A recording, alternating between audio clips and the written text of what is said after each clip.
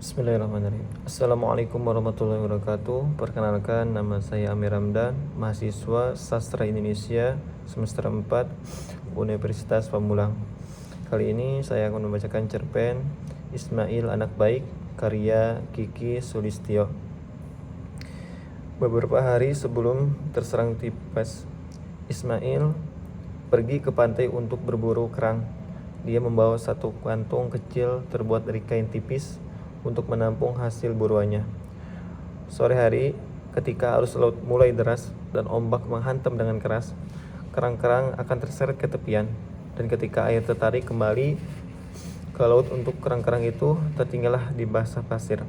Dengan susun payah menggali untuk tersembunyi. Pasir basah membentuk pusaran kecil ketika kerang-kerang menggali. Saat itu orang mencidukkan tangan untuk mendapatkan kerang itu. Cangkang kerang berwarna hitam mengilat. Bentuknya opal dengan ukuran dari sekecil kuku sampai setengah jari orang dewasa. Biasanya, yang seukuran kuku lebih sering cangkang kerang berwarna hitam mengkilat. Bentuknya oval dengan ukuran dari sekecil kuku sampai setengah jari orang dewasa. Ismail berburu kerang bukan hanya karena dia ingin makan daging kerang, melainkan juga dia merasa senang membayangkan rasanya memakan hasil tangkapan sendiri. Di buku-buku pelajaran, terutama ilmu pengetahuan sosial, ada gambaran ilustrasi pemandangan desa, pesisir maupun kota. Ismail tak pernah sekalipun mengajak teman-temannya. Sesungguhnya semenjak ayahnya hilang pula, Ismail jarang bermain bersama temannya. Dia yang semula pemarah dan senang berkelahi berubah menjadi anak pendiam dan tak senang berkumpul, baik di sekolah maupun di gang Melayu lingkungan rumahnya. Perasaan itu membuatnya semakin murung. Ulu hatinya terisa perih kebab kemurungan itu. Ulu hatinya pernah bukan karena kemurungan, melainkan karena semenjak pergi Ismail belum makan apa-apa. Ismail belum makan apa-apa bukan karena tidak ada yang bisa dimakan, melainkan karena pikirannya terlalu fokus pada rencana berburu kerang. Angin yang semenjak tadi menerpa apa aja tiba-tiba merasa menggigil. Bulu-bulunya halus meremang di tubuh. Dia bergedik seperti akan diserang meriang. Menyadari rasa tak nyaman di tubuhnya, Ismail bangkit. Sosok yang kecil dengan kaos putih bergambar boneka si Unyil terlihat seperti bintil di keluasan pasir pantai. Ismail masih dibimbing apakah akan membawa pulang hasil buruannya atau melepas kembali. Sekonyong-konyong dia teringat ayahnya yang hilang. Kata orang ayahnya dimakan hantu Petrus. Ismail tak percaya cerita itu. Dia percaya ayahnya menghilang karena dia sudah jadi anak nakal, dan anak nakal pasti dihukum oleh Tuhan. Kepercayaan itu tumbuh setelah guru mengajinya berkisah tentang hukuman bagi anak-anak nakal, anak yang gemar meninggalkan sembahyang dan tak berbakti pada orang tua. Ismail jelas memiliki ciri-ciri itu. Bahkan Ismail baru mulai pergi mengaji setelah ayahnya hilang. Ibunya yang mendaftarkannya.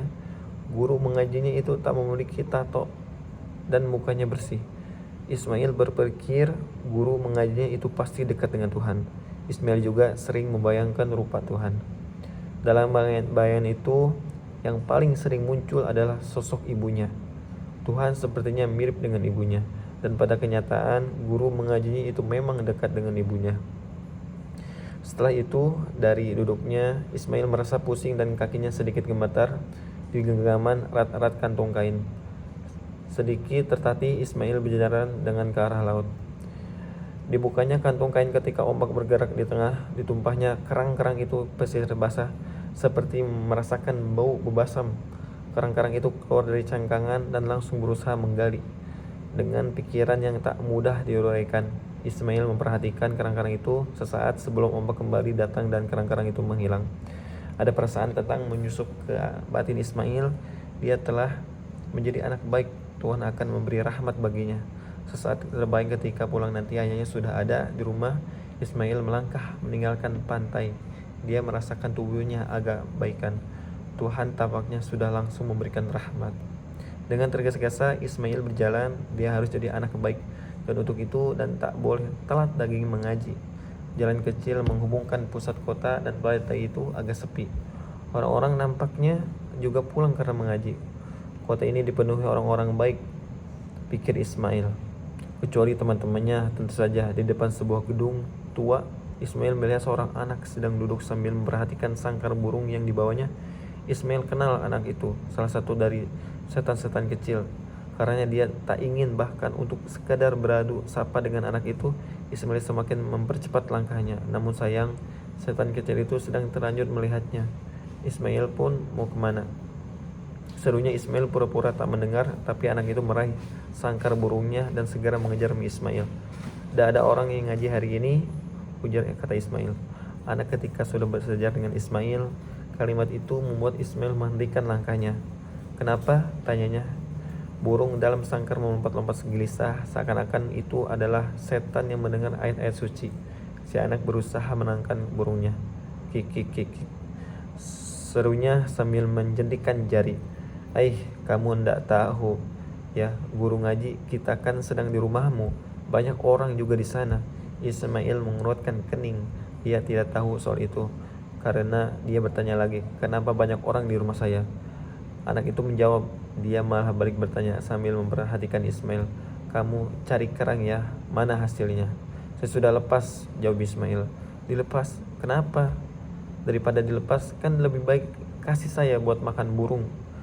Aduh, kamu benar-benar bodoh, Ismail. Kamu bodoh, makanya ayahmu hilang." Mendengar kalimat itu, Ismail terkinjat. Benarkah ayahnya hilang karena dirinya bodoh? Ismail tak percaya. Emosi segera naik kesurupan, ombak bersiap menghantamkan daratan. Dia ingat guru mengajinya pernah bilang bahwa setan akan selalu menggoda manusia, dan karena itu setan harus dimusnahkan. Sementara itu, terus mengucapkan kata bodoh, Ismail mengempalkan tangan sementara anak itu terus mengucapkan kata bodoh ya. Terus Ismail mengempalkan tangan sambil kumat kamit mengucap ayat-ayat suci yang telah dihafalnya.